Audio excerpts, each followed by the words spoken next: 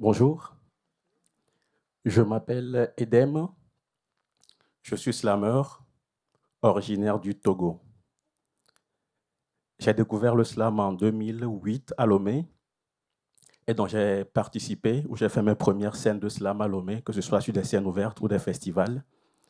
Et je suis devenu animateur d'écriture et animateur d'une scène ouverte de slam à Lomé. En 2016, j'ai eu la chance de remporter une compétition ouest-africaine de slam qui s'est déroulée entre plusieurs pays de l'Afrique de l'Ouest. Et ça m'a permis de venir ici en France en juin 2016 représenter toute l'Afrique de l'Ouest sur le championnat francophone de slam. Et donc j'ai une écriture qui allie métaphore et jeu de mots. Et à Lomé aussi, j'interviens dans des écoles pour des ateliers d'écriture. Et une fois, je suis intervenu dans une école, dans un collège, et j'ai parlé de la technique de l'acrostiche. Et j'ai demandé à ce que les élèves écrivent, fassent des acrostiches. Et ils ont eu l'intelligence, la brillante idée de prendre le mot école qu'ils ont mis au pluriel et ils en ont fait un acrostiche. Ça fait les écoles sont devenues des endroits cool où les élèves slament. Je l'ai trouvé tellement génial que depuis, je traîne cette œuvre avec moi chaque fois que j'interviens dans les écoles pour montrer aux élèves que je suis venu en fait avec le slam pour faire de leur école un endroit cool où ils slament. Et donc, ça, ce sont des images d'une séance d'atelier d'écriture ou d'un projet d'atelier d'écriture que j'ai mené en avril 2023 au collège Henri Bertin de Neuvic. Et en 2020 aussi, je suis intervenu dans une école à Claude Massé. J'ai animé des ateliers d'écriture et après, il y a eu une restitution et un concert de slam. 2 ans après, j'ai reçu ce message d'un élève qui m'a fait ce retour. Votre intervention m'a donné goût à l'écriture, maintenant j'écris. Et c'est fait qu'il y a 3 semaines de cela, je l'ai rencontré, j'étais en dédicace, il est venu, en fait, ce n'était pas prévu, c'était tout un hasard, on s'est rencontrés, il a acheté mon livre et il m'a dit que maintenant il écrit, il pratique du slam et il aimerait en faire un art en fait sur scène et le pratiquer professionnellement. Et j'ai édité en mars dernier Jardin d'Édem avec quelques-uns de mes textes de slam. Et donc c'est un livre qui est écrit en 2 parties, une première partie de fragments, avec des fragments écrits sous forme de métaphores et de jeux de mots, et une deuxième partie qui présente quelques-uns de mes textes, certains avec des QR-codes qui renvoient vers des vidéos. Et donc, je suis venu vous parler de ce projet, d'un projet Slam Poet Trio, de concert slam, que nous avons monté en 2018. Et donc, c'est un projet de concert le concert dure 90 minutes. Et je suis avec 3 musiciens. On avait joué d'abord en octobre 2019, en janvier 2020 au pôle culturel Évasion d'Ambarès-et-Lagrave. Et donc, il y avait cette idée de se revoir et d'avoir de nouveaux musiciens sur le projet. Mais il y a eu la crise, Covid qui est arrivée juste après, et on a arrêté de jouer, donc de se voir. Et avec la sortie de mon livre, donc, on essaie de reprendre ce projet avec de nouveaux musiciens, de repartir en résidence pour le refaire sur la base du livre Jardin d'Édem. Donc, Kylian, qui est sur le projet d'ailleurs, que vous voyez sur la photo, et moi, allons vous présenter 2 textes de ce projet, un premier avec Kylian et un deuxième a cappella, et donc qui sont extraits de Jardin d'Édem. Et le premier texte a pour titre Mamoudou à l'Élysée.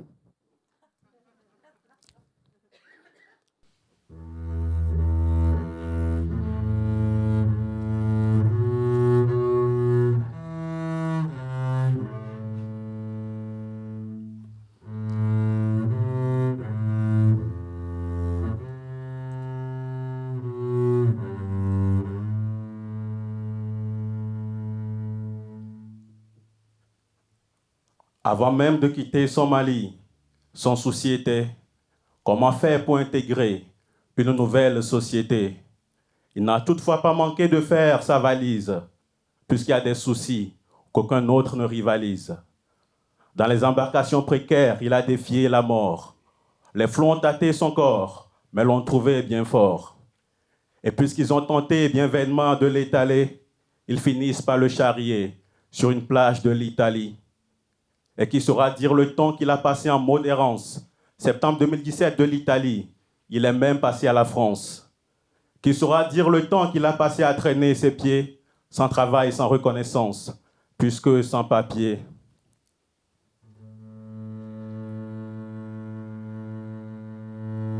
« 26 mai 2018, alors qu'un enfant pendait un balcon et qu'en bas de l'immeuble, les témoins poussaient des cris à la con. Mamoudou, passant par là, ne s'est posé aucune question, oubliant qu'il avait à suivre une finale de la Ligue des Champions. À main nue, escaladant l'immeuble, d'étage à étage, il se retrouve au 4e et opère un sauvetage. En bas de l'immeuble, les témoins applaudissent et crient haut que la société française vient de trouver un nouveau héros. Et très vite, les images de Mamoudou font le tour de la toile. Hier encore clandestin, aujourd'hui il est une étoile. Il vient surtout de décrocher une nationalité sans le savoir, puisque le président de la République demande à le recevoir. Et assis dans un salon, Mamoudou n'arrive pas à réaliser que parti de son Mali, il se retrouve à l'Élysée. Il ne trouve pas facilement ses mots, pas parce qu'il a peur, mais parce que le président lui propose de devenir un pompier sapeur. Mamoudou ne sait ce qui lui arrive. Il sait seulement que le sort l'a placé au bon endroit, au bon moment. Il sait aussi que sa nouvelle société et lui sont en présent quitte et que personne ne lui dira « La France, tu l'aimes ou tu la quittes ». Et bien sûr, il pense à ces milliers de personnes qui sont encore la risée d'une société qui attend d'elle des actes héroïques avant de les régulariser.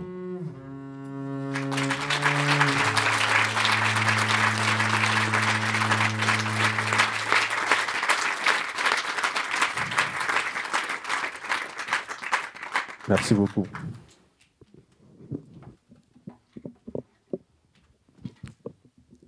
Et quelque chose que j'ai manqué de dire, c'est que dans mon écriture, j'aime beaucoup les jeux de mots, j'aime beaucoup jouer avec les mots.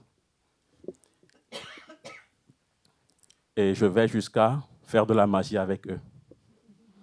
Et donc le deuxième texte a pour titre « La magie des mots ».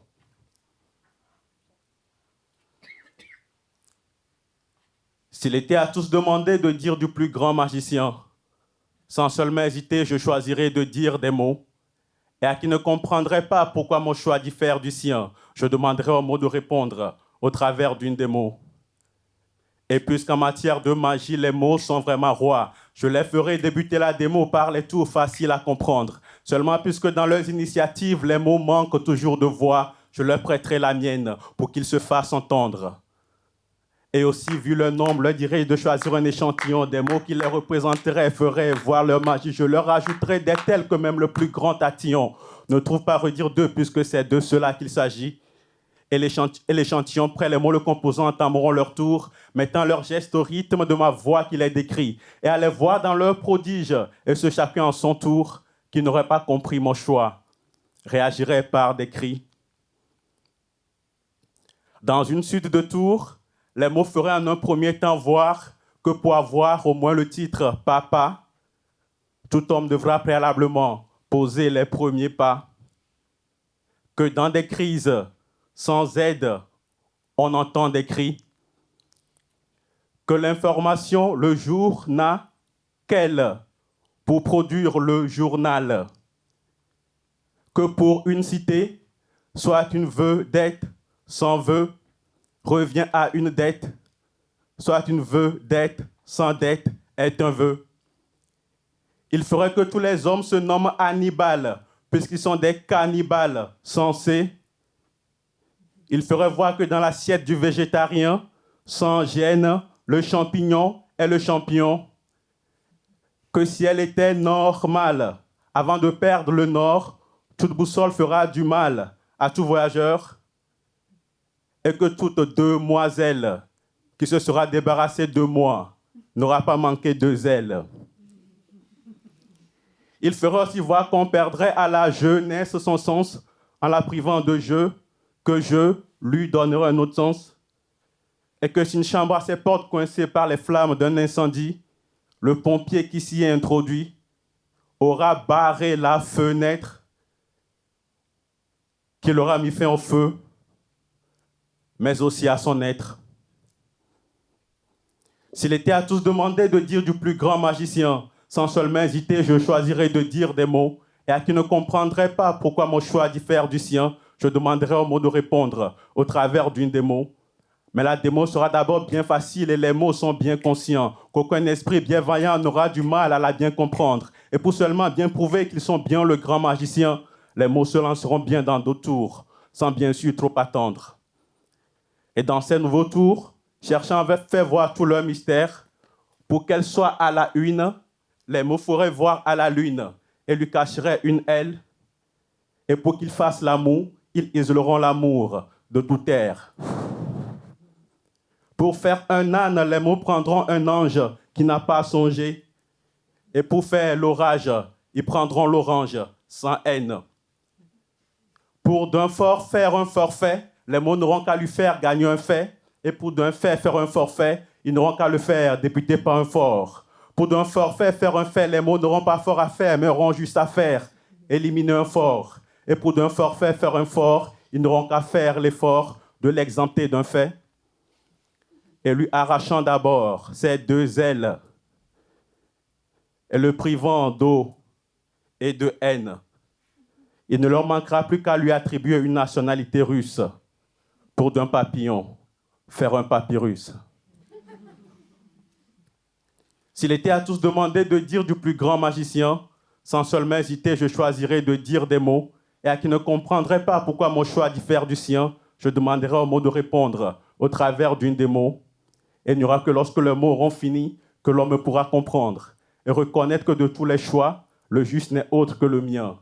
Et moi, je m'en irai répétant qu'il le veut bien entendre, que les mots sont et demeureront le plus grand magicien. Merci beaucoup.